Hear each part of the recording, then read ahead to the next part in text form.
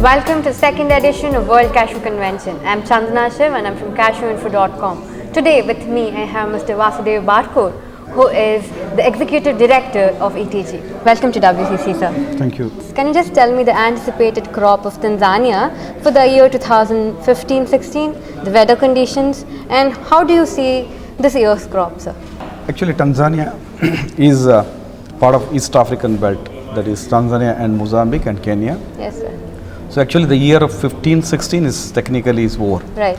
It's almost in the very tag end, and I consider more than 90% of the crop which is supposed to be exported has been already exported. So it's hardly anything left in terms of quality cargo to be exported. To comment as to how was the season was good. The quality was exceptional. Overall crop size was slightly short compared to a normal year, and that might have triggered a bit of demand, and they might have kept the prices up a bit. But on the other note, the Mozambique, other East African partner, is given a higher crop. They came up with bumper crop, and the crop size as per the data available to us is around 86,000 tons, which is almost double of the normal season crop. Right. So crop was good, weather was largely good, and tag end we did have some rain, but largely crop did not got affected by any rainfall or anything. So quality complaints were relatively low, and the next season to come, which is 16-17, it's a long way to go. Probably we'll have to wait and see how the crop is going to be. Yeah. Right. And why do you think, sir, Kenya is not able to scale up its production even though it has a nice domestic market?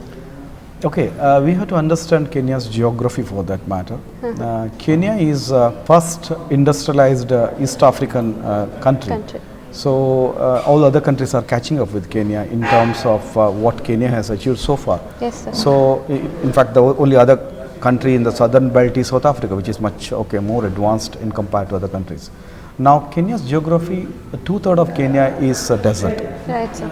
So that makes that the arable land is relatively low. Yes. And again the density of population is more in that arable land. So the area which can be offered for cashew production further growth is relatively low. Yes. And I consider Kenya will never be a big producer of cashew.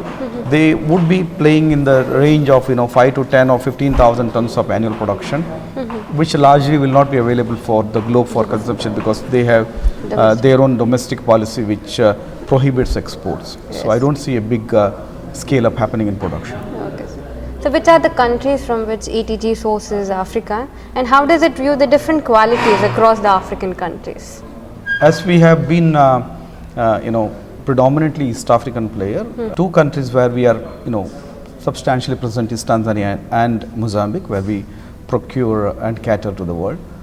And of course Tanzania and Mozambique, we also process cashew for our own in-house production is there. We have 5 processing plants. We are going to put the 6th one in Tanzania shortly. The structure is already ready. And apart from that, when it comes to West Africa, we are in Benin. We are probably one of the largest exporters in Benin.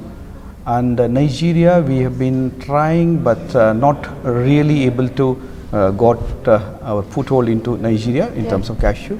Of course, we are one of the big players in sesame out of Nigeria. And we are in Ivory Coast. We are trying to build our volumes, build our presence there.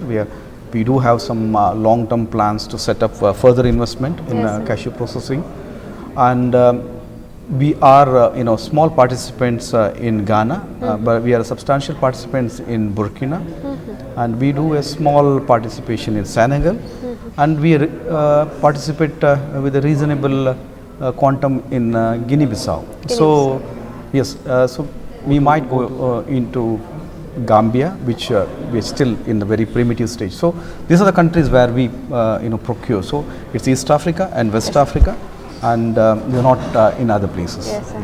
About the quality issues, sir, how in terms of standardization, yes, how do we rate the qualities? Each country has its own quality. Right, sir. So let's take example of Tanzania is one of the premium quality producers, which is wide accepted by the world. So it has a cost associated to that quality. So Tanzanian nuts are always more expensive than other countries' raw cashew. Yes, sir. So the other countries, Mozambique produces average quality.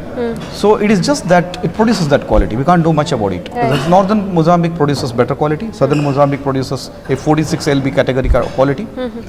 And can we improve these qualities? I think we can improve. I think, but it's a long-term plan. Yes. It's a long-term plan. So we rate definitely Tanzanian quality as the higher one. When it comes to West Africa, then there is a preference of quality and prices. Right, sir. So Guinea-Bissau comes with a very good count, like exceptional count, which the certain belts prefer the Benin origin. Benin origin is one of the expensive origin again, Yes. compared to the Ivory Coast, to the neighboring origin. Ivory Coast produces similar kind of quality, but between the two, there's almost $75 to $100 a ton difference, because Benin produces a bit whiter and less count cargo, and Ivory Coast produces slightly high count cashew. So again, when you say that which is best, I think I will say both are good, but again it depends on who prefers what. Yes. Okay, then comes to Burkina, which has been one of the origin which is not considered good in the initial days. Yes. As always people used to say, the perception was this oily nut. Now it is no more. Now Burkina produces around 80,000 tons per annum, which has grown over last few years tremendously. It used to be 30 to 40, now it's 80. We are one of the players in Burkina as well, as I just mentioned. So it has its own then caliber. Right. Burkina cashews you will never have quality issues, because always dry, well dried. You will never get any quality problems. Coming to other origin, Nigeria is one of the origins which people feel it is not that good for Right. processing. Again, it's the nature of the origin, Right. so we can't do much about it. Then Senegal, and Mali or Gambia, nothing much to comment on. Guinea-Bissau is another origin which does produce very high quality cashew, but it has high count. So you have high quality, but the count becomes an issue when it comes to economics. Yes, sir. So that cost associated to it, that becomes a second priority. Supposing say Guinea-Bissau and Tanzania, if you want to compare, Tanzania stands as a premium cargo versus Guinea-Bissau, but Guinea-Bissau quality is also picking up nowadays. I'm sure in the time to come Guinea-Bissau would come up with high quality but lower count cashew. It might take a while. Okay, sir. Yeah. So what are the challenges faced by artisan buyer in Africa? In Africa, again, it probably again the opinion might change from region to region. Right, sir. Each country has their own domestic policies, as I mentioned earlier. Tanzania largely, wants to control the process of buying by the semi-government sectors. So it's a cooperative society-driven mechanism, Yes, sir. where largely the cooperative societies and the cooperative unions and the cashew controlling body, that's the CBT, which governs the whole process. So we don't have to do much in those spaces. It's just that we have to participate in tenders, and eventually, whoever wins, he gets the cargo. Again, who gives the best prices. So probably where buyers in terms of logistic challenges, least of the challenges, of course there's internal movement, that's the only thing they have to concentrate. Mozambique, again, they have domestic policy, strong domestic policy towards processing. So Mozambique, you can participate in the buying openly, but you can't export just like that. Yes. Anybody cannot export. So you need to have processing facility. So they will cater to the processing facility first. Whatever surplus goes to the market, international market, as a raw cashew offerable for the trade. Yes, sir. So again, I would say it is relatively easy to participate in the buying process. And West Africa, I think most of the countries have allowing free purchases. Free purchase in the sense anybody can go and purchase. Yes, there is restrictions. You can't go and to the bush and buy. You have to participate Yes. somewhere in between, because they don't want to really these traders to go and disturb the farmers. So I think they all have good policies. Probably governments also coming up with better and better plans. For example, this year Benin, the crop is delayed. The moment the government bodies know that crop is delayed, they put up a mechanism that the whole process of movement of this cashew gets delayed, so that people don't go and pluck the cashew from the tree. Right, The moment you pluck it, it becomes of lower quality. Right, sir. So I think each place has its own challenges. I think largely, I think it's just like any other commodity where you participate. Yeah, challenges are there. Yes. Sir, and what do you think about the whole concept of standardization of RCN, and how do you think it's going to affect the cashew sector, sir?